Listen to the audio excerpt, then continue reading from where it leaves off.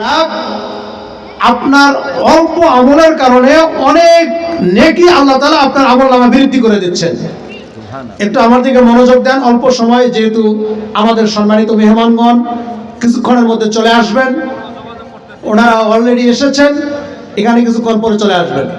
তা আমি যে কথাটা বলতে চাচ্ছি আপনাদেরকে, অল্প আমলেই অনেক সওয়াব, অল্প আমলেই অনেক সওয়াব। আমি একটা হাদিস বলেছিলাম, আখলিস দীনাকা ইয়াকফিকাল আমালুল কলিল।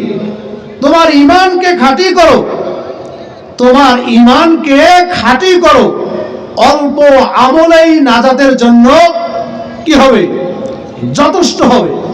আজকে আমাদের ঈমান কত দুর্বল, আমাদের ঈমান কত দুর্বল।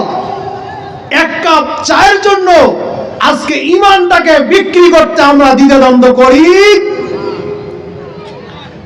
এক কাপ চা কয়েকটি টাকার জন্য আমি এক রাত্রে কয়েকবার বেচা কিনে হয়ে যায়। কথা বলেন ঠিক কিনা?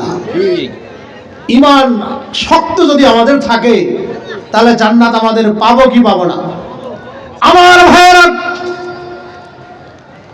ছোট্ট একটা নবীজির হাদিস বলেন, আমার বক্তব্য আমি ইতি টানবো, আমার কথা আমি সমবনে শেষ করে দেব।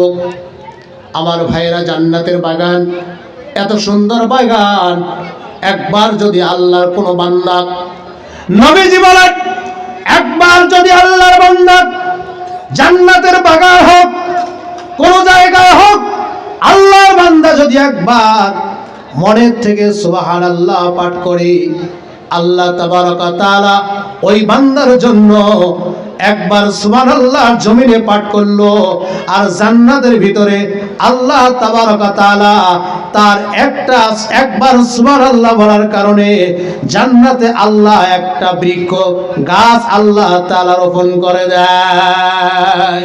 সুবহানাল্লাহ। আমার ভাইরা, কবরে আপনাকে আমাকে যাইতে হবে।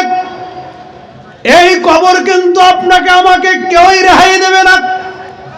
দুনিয়ায় আজকে যত সম্পদের মালিক হই না কেন, দুনিয়ায় যত টাকা পয়সা থাকুক না কেন, সন্তানেরা বড় বড় ডিগ্রি অর্জন করেছে, এক এক সন্তান ডাক্তার, এক এক সন্তান মাস্টার, এক একটা সন্তান এক একটা পদ পদবি নিয়ে বসে আছে। কিন্তু সন্তান যখন বাবা দুনিয়ার থেকে চলে যায়, সন্তান ওই বাবার জানাজাটুকু দেওয়া পর্যন্ত ওই সন্তানের ক্ষমতাটুকু থাকে না, সন্তান দিতে পারে না। তার কারণ হলো কোরআনের জ্ঞান তার ভিতরে নাই, ইলমের জ্ঞান তার ভিতরে নাই, যে এই কারণে আরেকজনকে দিয়ে জানাজা পড়তে হয়। আমার ভাইয়েরা, অল্প নাকি মুসলমানের জন্য, ঈমানদারের জন্য কেমন নাকি হলো? কোন বান্দা, নবীজি বলেন, কোন বান্দা যদি একবার সুবহানাল্লাহ বলে, আল্লাহ তাআলা জান্নাতে একটা কি রোপণ করে? বৃক্ষ রোপণ করে। শুধু বৃক্ষ রোপণ করে না, ওই বৃক্ষটার চারাটা যদি একটা তেজওয়ান ঘোড়া 70 বছর পর্যন্ত দৌড়াইতে থাকে, তারপরে ওই বৃক্ষর ছায়াটা অতিক্রম করতে পারবে না। আমার ভাইরা, বাদশাহ সুলাইমান এত বড় একজন পয়গম্বর ছিল। আপনারা সকলেই জানেন, বাদশাহ সুলাইমান পয়গম্বর। সেই সুলাইমান পয়গম্বর, উনি আকাশ দিয়ে চলতেন। তার অনেক বড় একটা সিংহাসন ছিল, এত বড় সিংহাসন ছিল। বাদশাহ সুলাইমান আকাশ দিয়ে যখন চলা শুরু করলেন, চলতে চলতে চলতে চলতে অনেক দূর পর্যন্ত চলে গেছেন।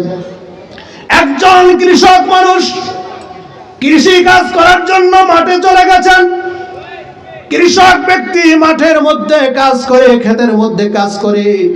বাদশাহ সুলাইমান যখন আকাশ দিয়ে চলতেছে, কৃষক ব্যক্তি বাদশাহ সুলাইমানকে দেখে জবান থেকে আল্লাহর শুকরিয়া আদায় করেছে। সুবহানাল্লাহ, আলহামদুলিল্লাহ। জোরে বলেন সুবহানাল্লাহ, আলহামদুলিল্লাহ।